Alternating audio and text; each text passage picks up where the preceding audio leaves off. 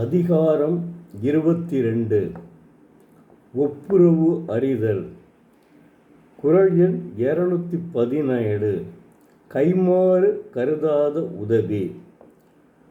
அனைத்து அன்பு உள்ளங்களுக்கும் என் இனிய காலை வணக்கம். மருந்தாகி தப்பா மரத்தற்றால் செல்வம் பெருந்தகையான் கண்படின். தெய்வப்புலவர் திருவள்ளுவர், செல்வம் ஒப்புரவு செய்யும் பெரிய தகைமையுடையான் கண்ணே படுமாயின் அது எல்லா உறுப்பும் பிணிகற்கு மருந்தாய் தப்பாத மரத்தை ஒக்கும் என்கிறார். நோய்களுக்கு மருந்தாகி பயன்படும் மரங்களும் உண்டு. அந்த மரத்தினுடைய காய் கனிகளை தவிர வேர், இலை, அந்த மரத்தினுடைய தோல், வேர் முதலியவைகளும் பயன்படும். இப்படி ஒரு மனிதனின் நோய்களை தீர்க்க இத்தனை வகைய மரத்தினுடைய பொருட்கள் அனைத்தும் பயன்படுகிறது. அதுபோல செல்வம் ஒப்புரவு அறிவானின் கண்முன்னே ஒப்புரவு செய்த ஒரு பெரும் தகையான் கண்முன்னே பட்டால் அந்த செல்வம் பயன்படக்கூடிய தேவையானவர்களுக்கு அனைத்தும் பயன்படும். தேவையானவர்களுக்கு அந்த செல்வம் பூரா பயன்படும். இப்படி மரத்தினுடைய எல்லா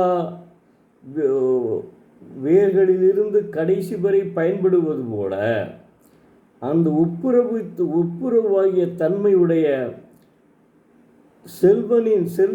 பெருந்தகைமையுடைய செல்வந்தனினுடைய செல்வம் எல்லாருக்கும் தேவையான எல்லாருக்கும் பயன்படும் என்கிறார். அதாவது தனக்கென வாழாமல் பிறர்க்கென வாழும், அதாவது கைமாறு கருதாத உதவி செய்பவர்கள்தான் அவர்கள். அவர்களிடம் செல்வம் இருந்தால் எப்படி இருக்கும்? தேவையான எல்லாவர்களுக்கும் பயன்படும் என்கிறார். கைமாறு செய்யாத உதவி செய்தவர்கள், அதான் ஒப்புரவு அறிதல்.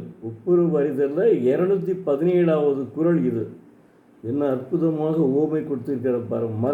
மரங்களினுடைய சில பொருள்கள் நோய்க்கு பயன்படுங்க. அதாவது முருங்கை பட்டை இருக்குவதில்லை, அதே ஒரு நோய்க்கு பயன்படும். முருங்கை இலை நம்ம இதாக பயன்படுத்துகிறோம், கீரையாக பயன்படுத்துகிறோம். அது மாதிரி முருங்கை பட்டை ஒரு சில வியாதிகளுக்கு பயன்படும். இப்படி அவர் ஏற்கனவே 2000 ஆண்டுகளுக்கு முன்னே வாழ்ந்தவர் அல்லவா, அவருக்கு தெரியாமல் இருக்காது. அதைத்தான் அவர் எவ்வளோ அருமையாக சொல்கிறார் பாருங்கள். அற்புதமான குறளுங்க. அதாவது தயவு செய்து மாணவ செல்வங்களே, தினந்தோறும் ஒரு குறள் படியுங்கள். அதன்படி தங்கள் வாழ்க்கையில் பேணி காளுங்கள். அதன் வாழ்க்கையில் கடைப்பிடியுங்கள். நிச்சயமாக உங்கள் வாழ்க்கை வளம் வசந்த காலமாகும். நன்றி, வணக்கம். நாளை மீண்டும் ஒரு குறளுடன் உங்களை சந்திக்க விரும்புகிறேன். எழுத்தாளர் சோ. பரமசிவம், மதுரை.